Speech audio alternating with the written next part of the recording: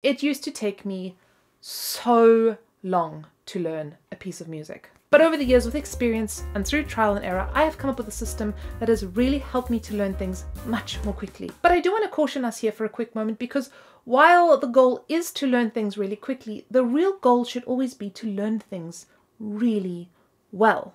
And luckily, these two things actually go hand in hand, because very often the best and most reliable way to learn something happens to actually also be the quickest way. Hi everyone, my name is Tatiana. This is the Flute Practice, a space to help inspire your flute playing. When I have a new piece in front of me, I like to break down my practice into 3 distinct phases. The first phase is the note learning phase, and in this phase, just as it sounds, you are going to calmly and slowly learn the notes of the piece. The second phase is the polishing phase, and in this phase you are going to polish up the tricky sections of the piece, the bits that you're struggling with, the techniques that need a little bit of extra practice. And then the last phase is the performance practice phase, and in this phase you're going to start putting it all together. You're going to start practicing playing through sections and then the whole piece, and actually, yes, performing it. Now, it's really important for you to understand these 3 phases and their purpose, their function, and their differences, because your approach to practice actually changes significantly in these phases. In the learning phase, the goal is to get the most amount of information into your brain as possible, because learning any piece of music is essentially memorizing that piece. Even if you're going to play it off the sheet music. When you're playing or performing a piece, you don't want to be actually reading the notes anymore. You know what's coming next in that piece, and that is primarily achieved in this note learning phase, where you start committing it to memory. In this phase, you want to work in small sections, in small chunks. You might even just learn 6 measures in a day. I'm not joking. And the really number 1 important rule is you are not going to just play through the whole piece from beginning to end at all. In the polishing phase, you're now going over those tricky little sections. So maybe you'll have like a tricky run in a specific part of the piece. You might start playing it through in smaller sections or playing through parts of it just to kind of diagnose where the problems are, but you are certainly not going to try and play through from beginning to end and expect it to sound good yet. And this is so important, right? Because so many of us do this, right? We play a piece from beginning to end over and over, and it is just the most gigantic waste of time. I don't know how to drum this into your head anymore, but it is a waste of time. Please don't do it. Because once you've finished your note learning and your note polishing phase, then you go on to the next phase, which is the performance practice stage. And this is the space where you are going to start putting those sections together, playing through bigger bits of the piece, and eventually playing through the whole piece. And it is so important that you leave the playthroughs for this performance practice phase, because the goal and the way we approach this phase is so different to the other 2 phases. Whereas in the other 2 phases, we were really focusing on fixing things, on stopping, on correcting, on finding mistakes. In the performance practice stage, you're actually focusing on not stopping, on continuing to play, on actually putting the mistakes behind you and kind of playing despite the little errors and getting through the whole piece. Then, once you've had a kind of nice performance practice of that piece, you will then go back over and find all the little errors and problems and put it back into that polishing phase. So as you can see, there's a really big change in approach to your practice here, and understanding what phase a piece is in is so crucial. Like when I'm planning my practice, I will actually beforehand already decide, like, am I doing polishing work today? Am I doing note learning work? Am I doing performance practice work? This means that I don't waste time. It means I can cut straight to it and be incredibly efficient and effective with my practice. But let's give you some nice tips to help you in each of these phases.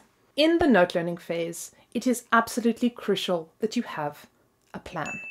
Now, of course, you have to be flexible with this plan as well, but the point is that I have a really clear system and plan in place. So when I show up for practice, I know, cool, on the agenda today is like measures 1 to 10, that's it. My second big tip is to try and identify patterns wherever possible. So don't just play and try and learn each individual note, but look out for, like, if there's an F major scale or arpeggio or any kind of a pattern that you recognize, like, oh look, this section is a repeat of this section, or these notes are just repeated the whole time. Try and find patterns. Your brain is going to be a lot better at remembering it. Remember, the goal here is memorization, so use our ability to actually identify patterns. There are 2 big rules when it comes to learning the notes of a piece. And if you are struggling with the section and you cannot get it right, usually you are breaking one of these 2 rules. And this is my next big tip, which is practice slowly and in small sections. When you're unable to play a specific section, usually you're doing one or both of these things wrong.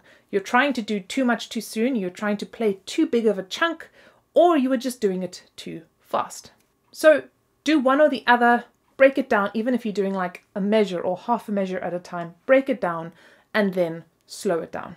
If you ask me how much slow practice do I need to get it right, well, you need as much slow practice as you need until you get it right, right? Just keep it slow and steady until it comes together. Now in the note polishing phase, we actually have got so many cool tips and tricks at our disposal. And I love to kind of refer to my practice toolbox, or a box of kind of little practice tips and tricks that I have that I can pull out for different sections. And I'll actually plan this beforehand as well. I'll actually decide what trick I'm going to use for which section. My top 3 here, practice in different rhythms. I've done a whole video on this technique where I show you how to practice in different rhythms, and specifically my little rhythm practice method. Another really great little tool is what I call note adding or note addition. And in this technique, you will actually start from the back of a passage. So this works really great for runs, for example, like little runs going up. So I'll start from the back of the section and I'll play like the last 2 or 3 notes. Then I'll add one more note. Then I'll add one more note. So I'll play the last 5 notes.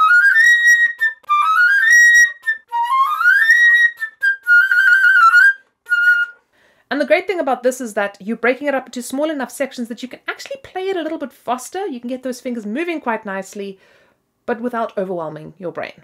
And then my last favorite little technique is to actually practice it from memory, practice memorizing it. Fun fact, I was actually just playing that little Tchaikovsky bit from memory, so if the notes were wrong, forgive me. It doesn't mean you have to play the whole thing from memory, but remember what I said.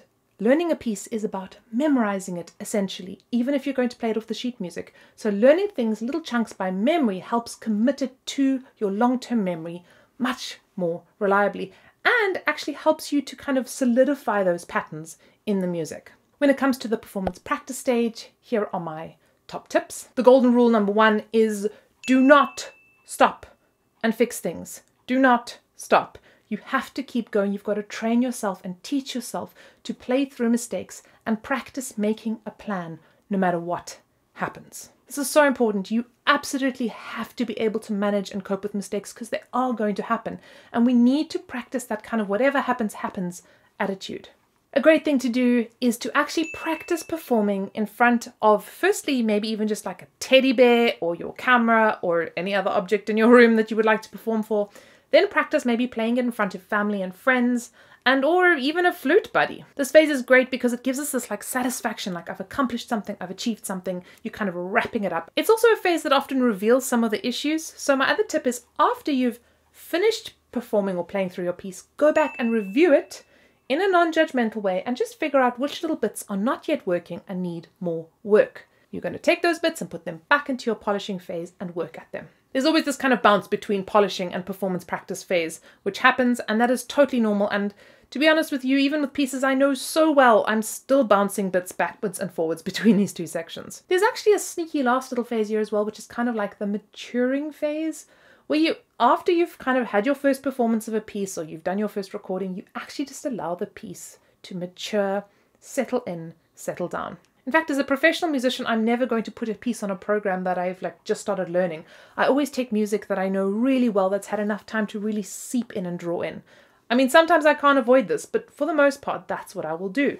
So when you perform your piece for the first time and it goes horribly and you want to kind of give up, just think that this is not the end of the journey. In fact, in some ways, this is only the beginning. We have got a brand new course coming out where we are going to be learning the Bach Siciliano. Now, for some of you, this piece might not be that tricky or difficult and you could probably learn it on your own, more or less. But if you want to learn this full process and really see how I break things down, how I take things from one level to the next, then this course is for you. Since this is the first time we're running this course, we're actually going to be throwing in a bonus masterclass as well, where you guys are going to have a chance to work live with me on the Bach Siciliano. This sounds scary, but we have the coolest, kindest, most amazing community, and I promise you it is not that bad. As always, happy practicing and see you guys soon.